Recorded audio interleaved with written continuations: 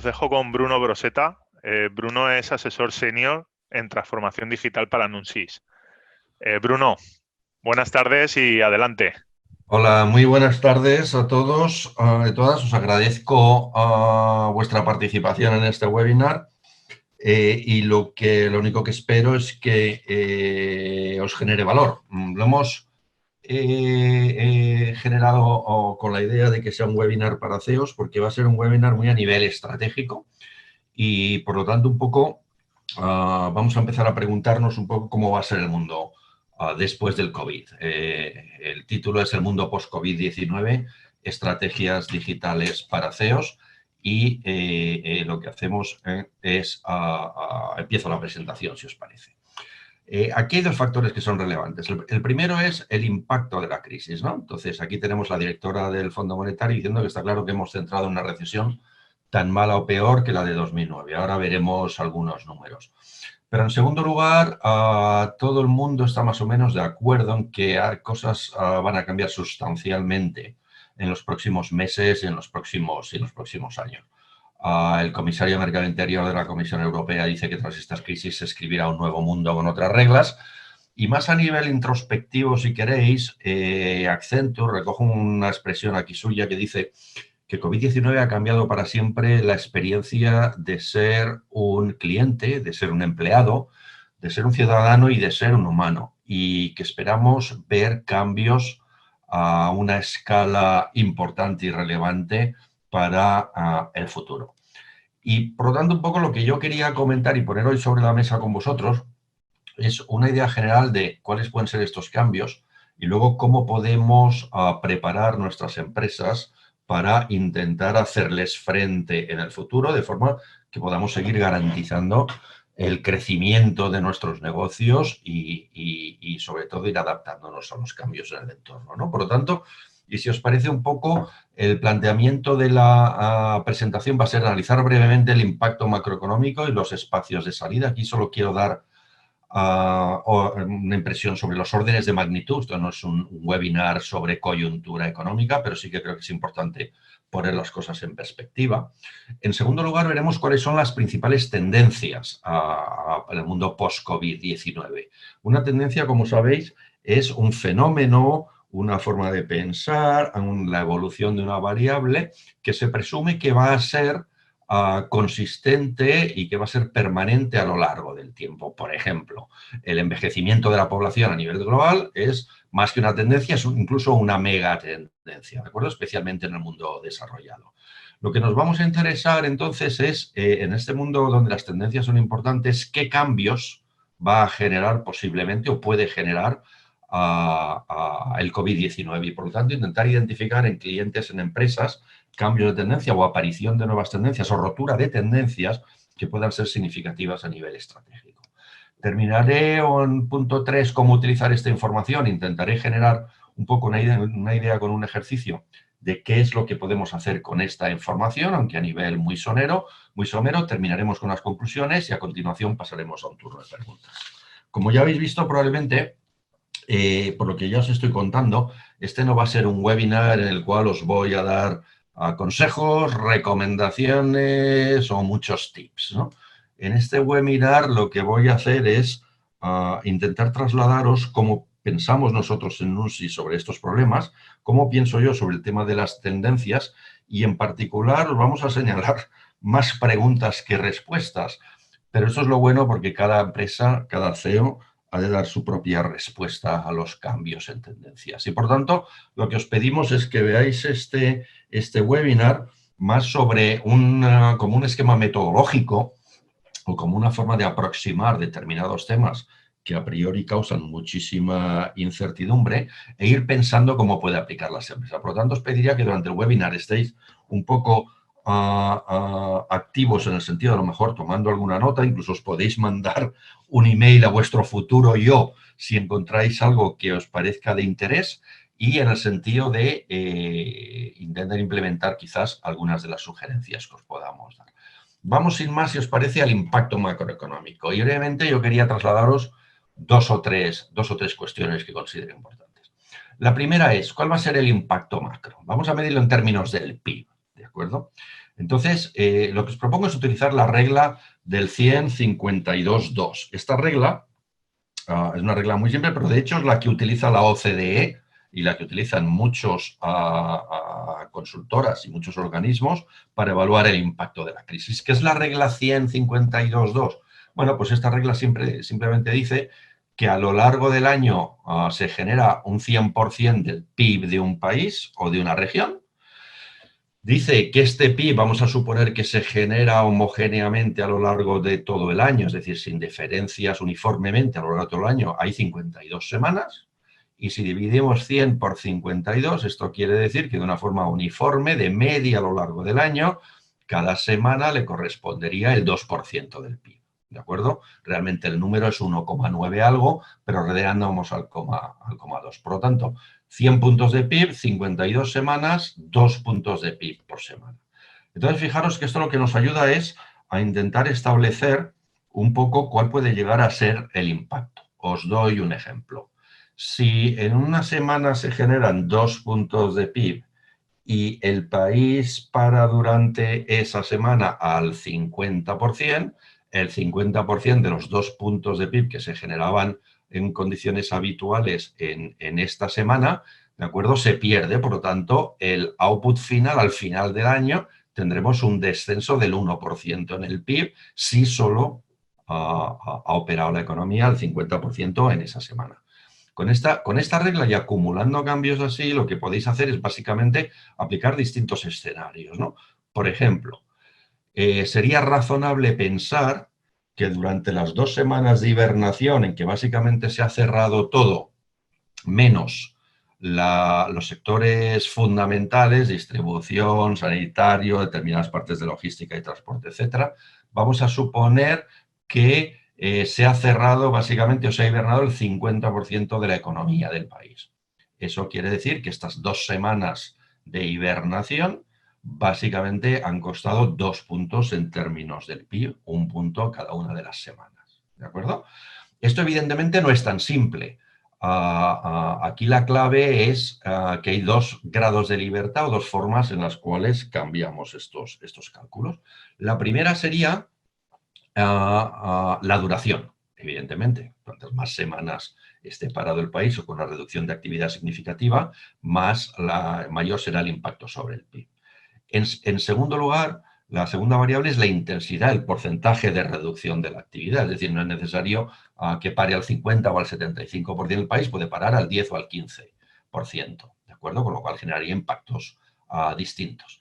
Y por último está el impacto sectorial, es decir, es probable que, por ejemplo, el sector turístico pues, haya parado al 70-75% al final de toda esta historia, pues a lo mejor quizás en un par de meses, ¿no? Pues entonces, esa reducción del PIB del sector turístico multiplicado por su proporción global en la economía, pues nos daría una idea del impacto sectorial.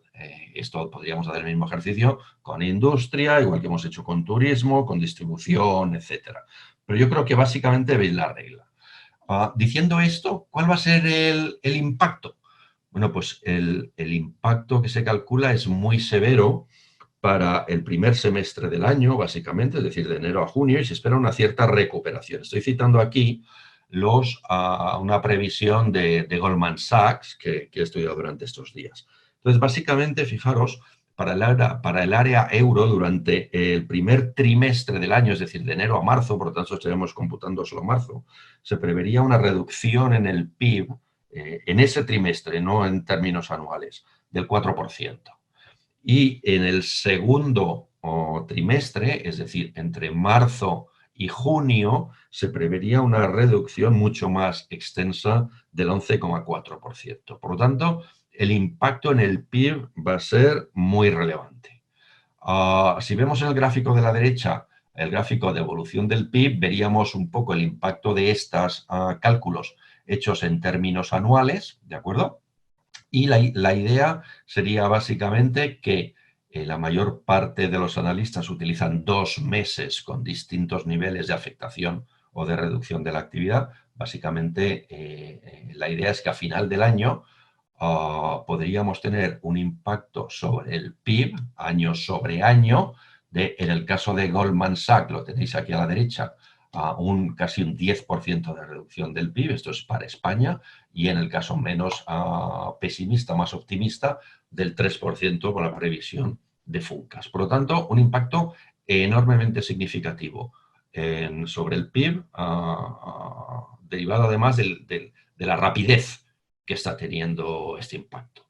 Segundo lugar, derivadas más también a corto, pero más a medio plazo. Primera, déficit y deuda pública. Es decir, probablemente estemos esperando, visto los niveles de gasto público, los niveles de escudo social que se está implantando, cercanos al 10% y unos niveles de deuda pública que van a volver a superar el 100 algo por ciento sobrados. Segunda incógnita importante, si va a haber una crisis de deuda en la Unión Europea. Yo creo que esto es un factor relevante y está muy vinculado al tema de los coronabonos o la mutualización a nivel europeo de los riesgos. Y por último, el tema del mercado de trabajo a corto o medio plazo. Es decir, se van a convertir los ERES en los ERTES en ERES. Esto es un factor importante, sobre todo en cuanto afecta a la demanda agregada. Terminaré el enfoque macro simplemente hablando un poco de la salida de la crisis. Lo que va a ser evidentemente importante son los factores epidemiológicos. Esto no se va a terminar en 3 semanas, esto va a seguir. El otoño probablemente será conflictivo de nuevo porque no habrá vacuna todavía disponible y por lo tanto van a seguir teniendo impacto el tema del confinamiento y el distanciamiento social. A partir de ahí, temas de las políticas públicas, etcétera, son relevantes. En este esquema, ¿por qué nos ponemos a hablar de estrategia al final? Bueno, porque puede no ser urgente, pero ciertamente es importante. Aquí lo que he hecho ha sido representar en los 3 horizontes estratégicos de McKinsey, básicamente lo que en las empresas está, lo que en vuestras empresas ocurriendo ahora mismo. Tenemos un horizonte 1, no he puesto meses, en el cual hay que responder a la crisis, asegurar la continuidad del negocio. Dentro de unas semanas, unos meses, va a venir un horizonte en el que hay que recuperarse, es decir, asegurar la viabilidad de negocio y volver a crecer fundamentalmente en el negocio core. Estos serán procesos que ocurrirán probablemente hasta bien entrado o incluso superar 2021 y primera mitad de 2022. Pero luego está el horizonte 3, es decir, el mundo post-COVID. El mundo post-COVID en el cual deberemos seguir teniendo que adaptar nuestras estrategias y tendremos que seguir intentando generar nuevos productos y servicios. Este mundo post-COVID es el que quería hablar con vosotros, básicamente porque tenemos que actuar ya para intentar anticipar los grandes cambios, porque si los intentamos hacer después, será demasiado tarde, evidentemente, en la época de cambio exponencial que tenemos.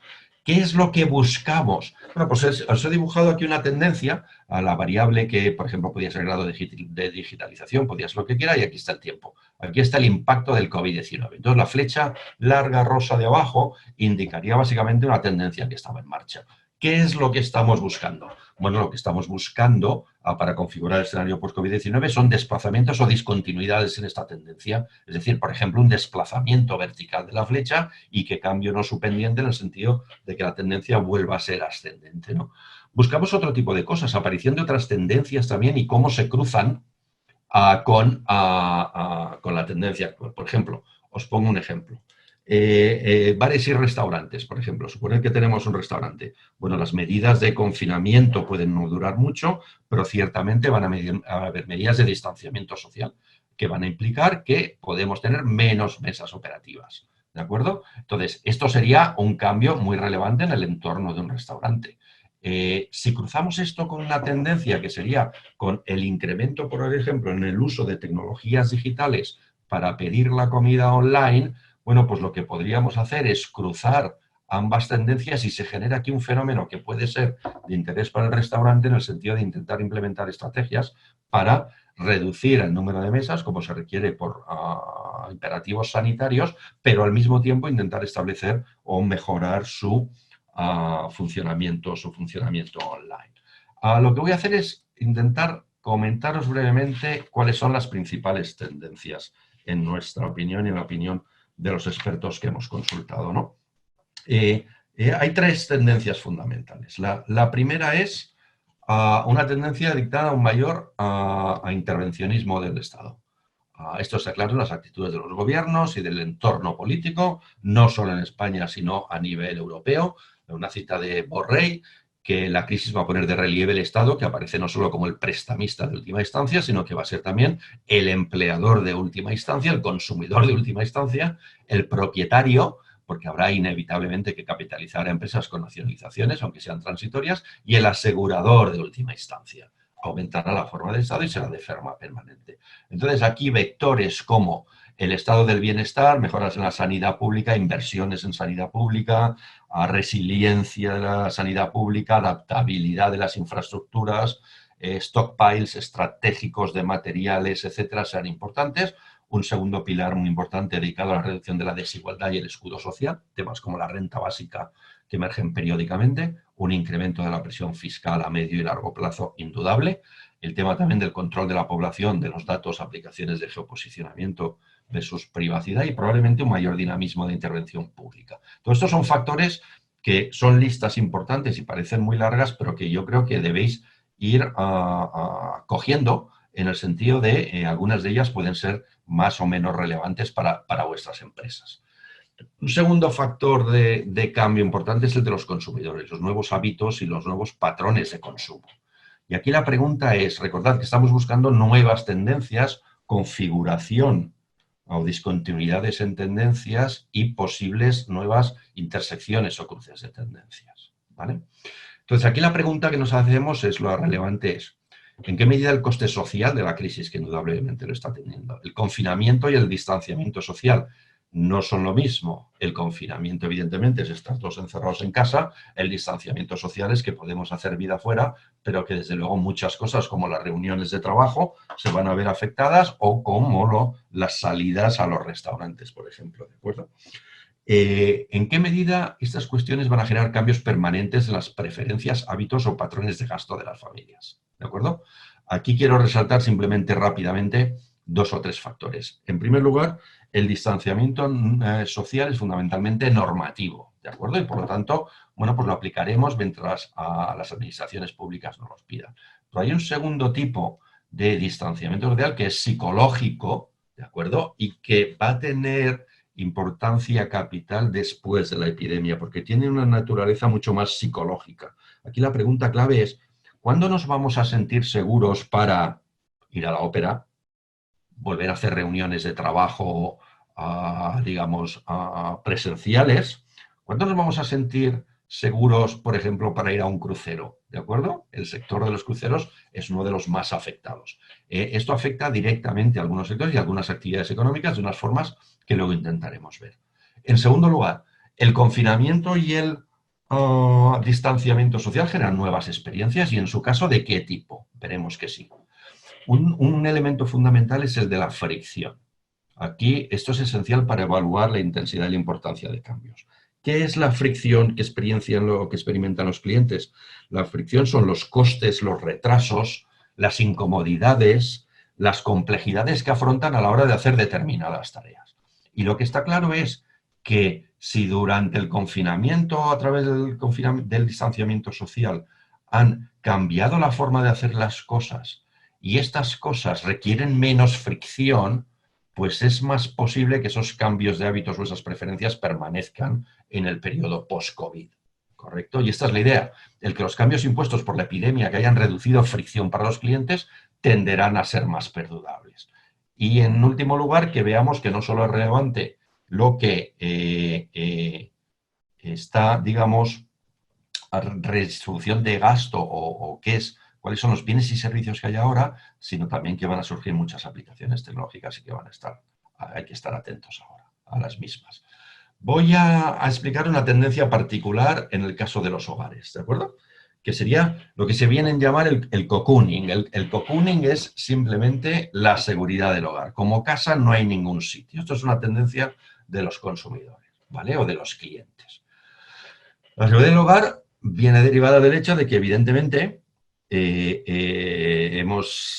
todavía estamos sufriendo un proceso de confinamiento que nos recluye en nuestros hogares, ¿de acuerdo? Y a partir de aquí están surgiendo determinadas cosas que van a tener, desde luego, impacto a medio y largo plazo en el sector inmobiliario, en cuanto a la configuración de los hogares, pero también en otras cuestiones. Por ejemplo, Se está experimentando un importante crecimiento del gasto en el hogar, es decir, ahora mismo de compra de objetos, pero también en el futuro vemos o preveemos de inversión en el hogar y de lo hecho en el hogar.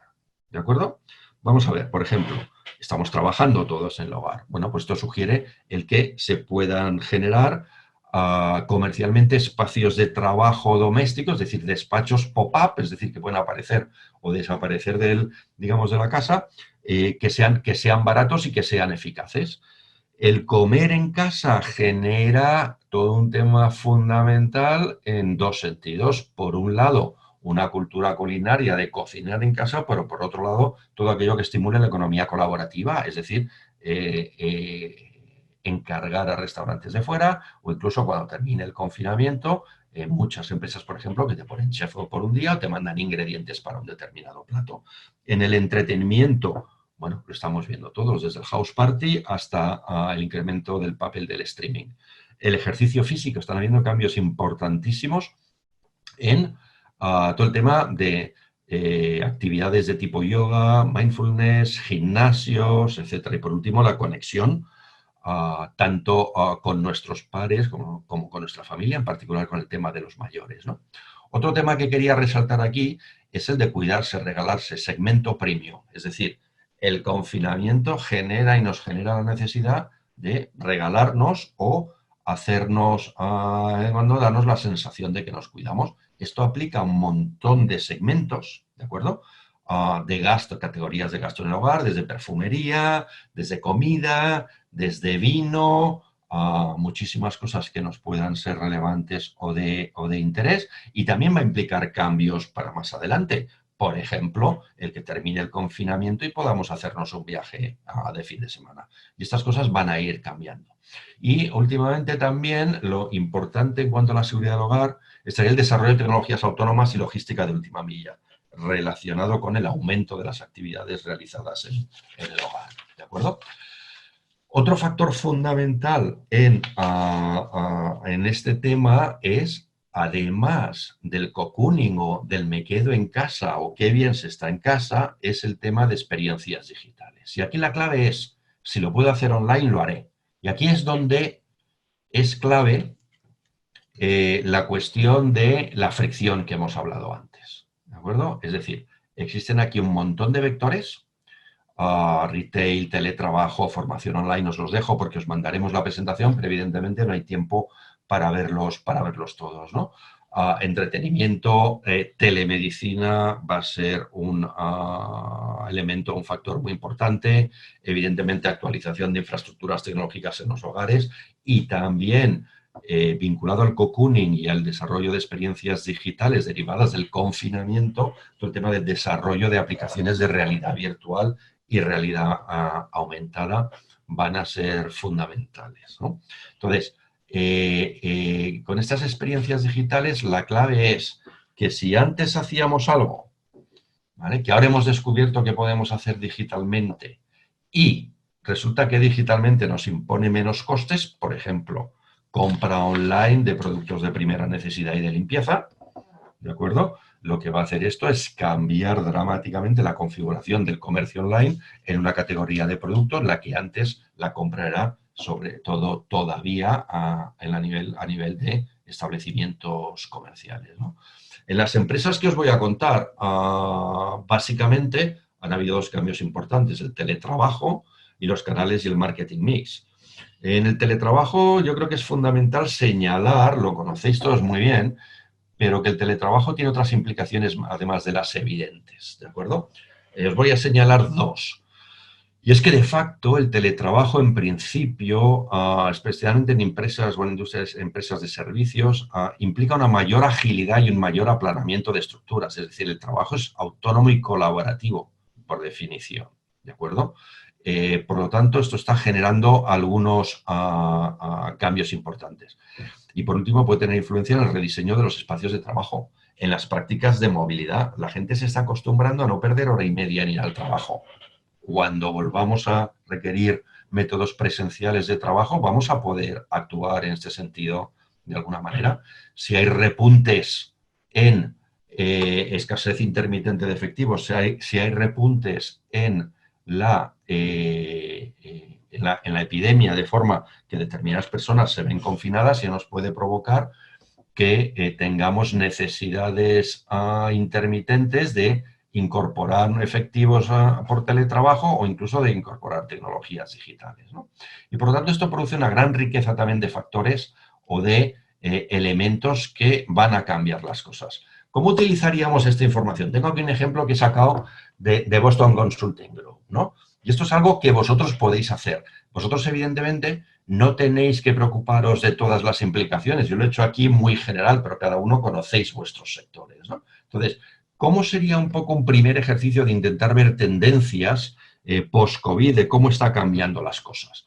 Bueno, pues la idea fundamentalmente es la siguiente. Es decir, vamos a coger, por ejemplo, el cocooning como ejemplo. El cocooning quiere decir que vamos a pasar más tiempo en casa, ¿de acuerdo? Bueno, pues si vamos a pasar más tiempo en casa, ¿a qué niveles de nuestra actividad puede cambiar, puede afectar?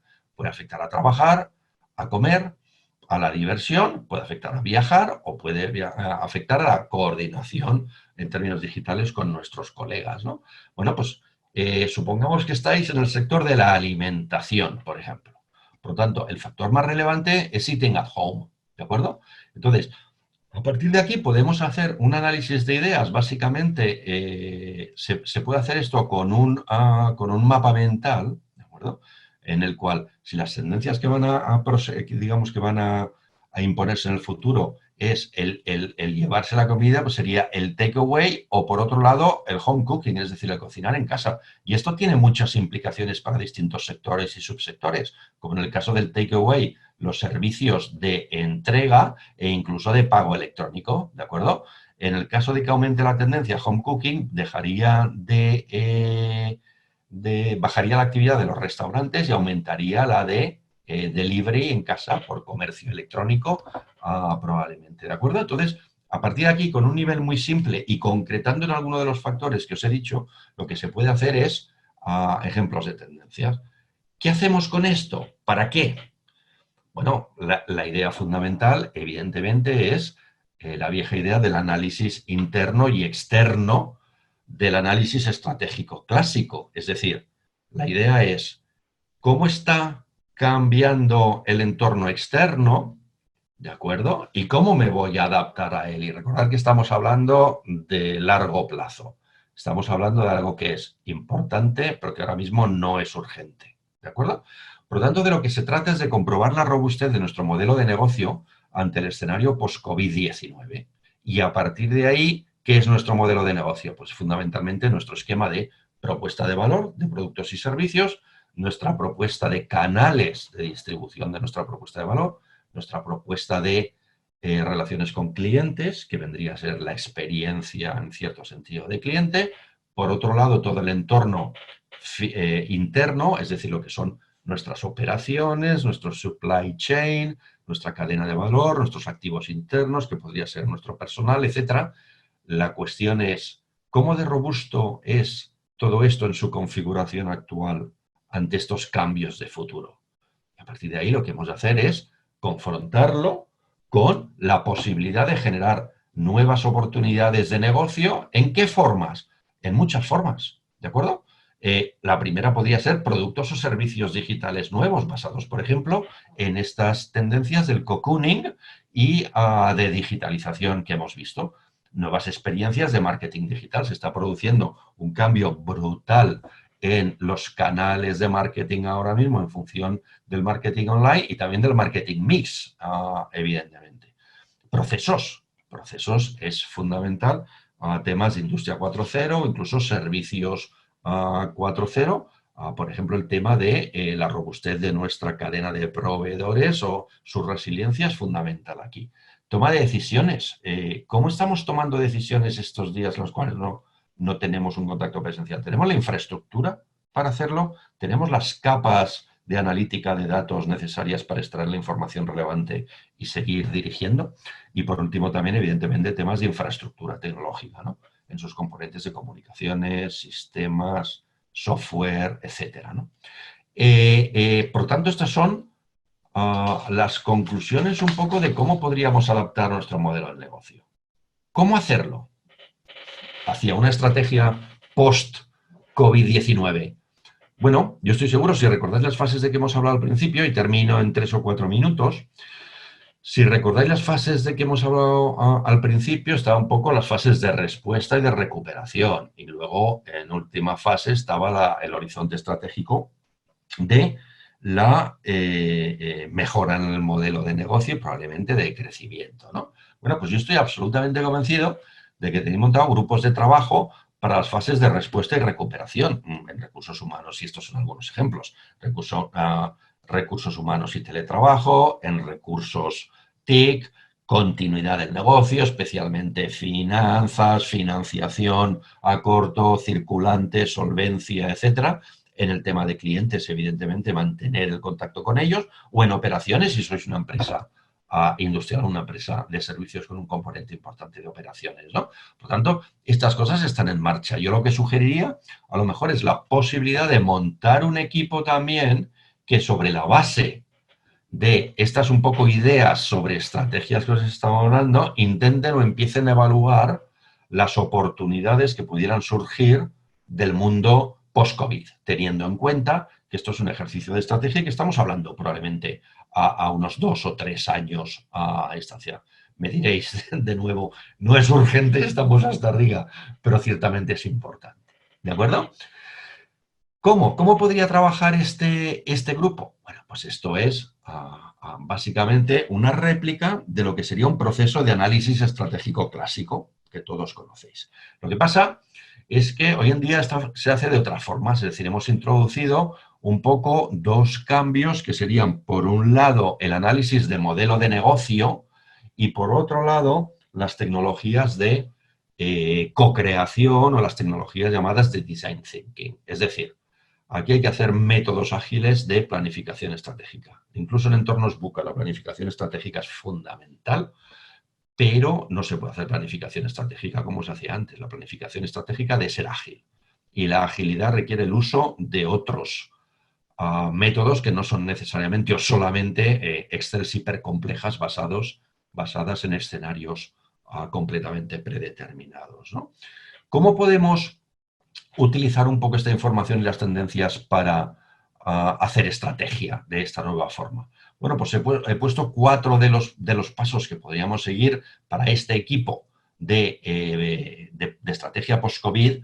Lo primero que tendría que hacer, evidentemente, es analizar las tendencias y concretar sobre la base de lo que hemos ido hablando, que ha sido un aperitivo súper rápido, pero probablemente la recogida de datos y el análisis de estas tendencias es fundamental. En segundo lugar, una vez las tenemos, sometemos a nuestro modelo de negocio a un análisis de impacto, es decir, cómo afectan estas nuevas tendencias, dicho de otra manera, ¿está mi modelo de negocio preparado para responder a estas nuevas tendencias en el caso de que sean significativas? Esta es la fase de diagnóstico que podríamos concretar, por ejemplo, en un DAFO a partir de la matriz de impactos en el modelo de negocio. A partir de ahí, hemos identificado vectores de actuación estratégica. Por lo tanto, lo que tenemos que hacer es poner a nuestros equipos sobre la base de debilidades, amenazas, fortalezas y oportunidades, hacer análisis de qué tipos de proyectos innovadores podríamos implantar o podríamos intentar desarrollar. Aquí es donde entra la fase, digamos, de innovación o más de ideación relacionada con el design thinking, ¿de acuerdo? Y a partir de aquí saldrían ideas que finalmente prototiparíamos en una cartera de proyectos posiblemente de innovación, ¿no? De modelo de negocio, que sería la fase un poco de prototipado, ¿de acuerdo? Con esto yo terminaría simplemente haciéndoos un par de observaciones, ¿vale? Las observaciones decíamos, hablamos de estrategias digitales. Es evidente que las estrategias digitales van a tener, y la transformación digital, un papel fundamental en los próximos meses y en los próximos años, ¿de acuerdo? Por razones obvias.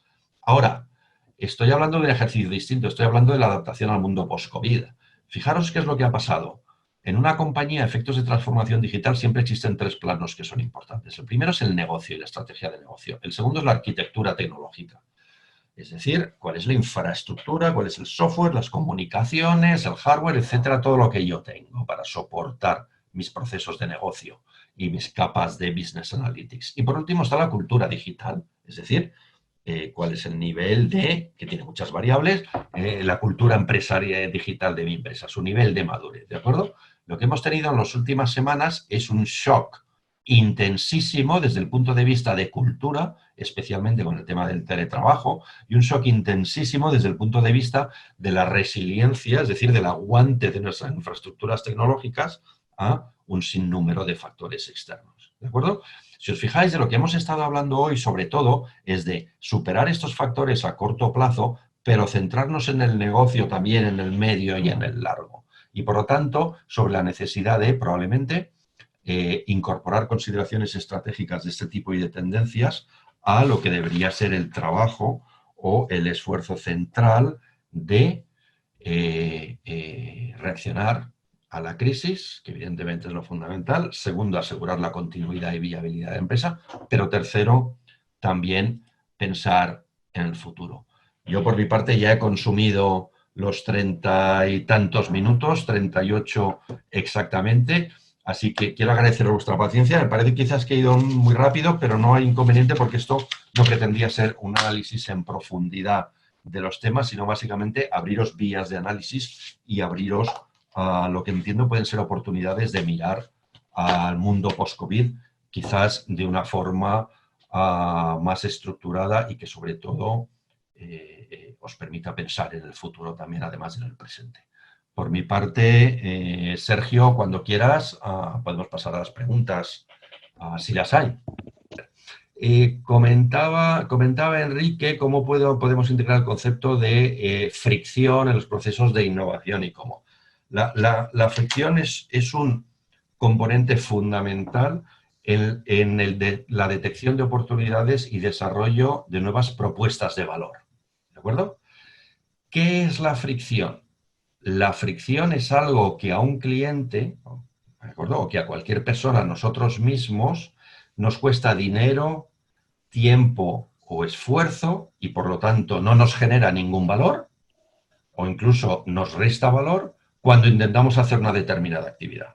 ¿De acuerdo? Por ejemplo, un tema importante que ya he mencionado.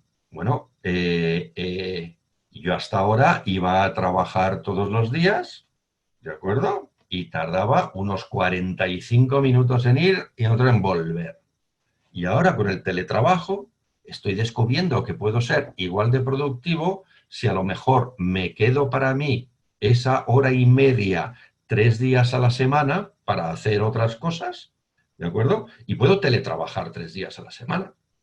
Si esta solución, es viable para todos, lo que hemos hecho ha sido eliminar fricción en un proceso que es el ir a trabajar, ¿de acuerdo? Y por lo tanto tiene más probabilidades de que sea bien recibido por los clientes, en este caso los trabajadores. Os doy otro ejemplo. Tengo que comprar lejía y jabón, ¿de acuerdo? O cualquier artículo, 1 kilo de patatas, ¿de acuerdo?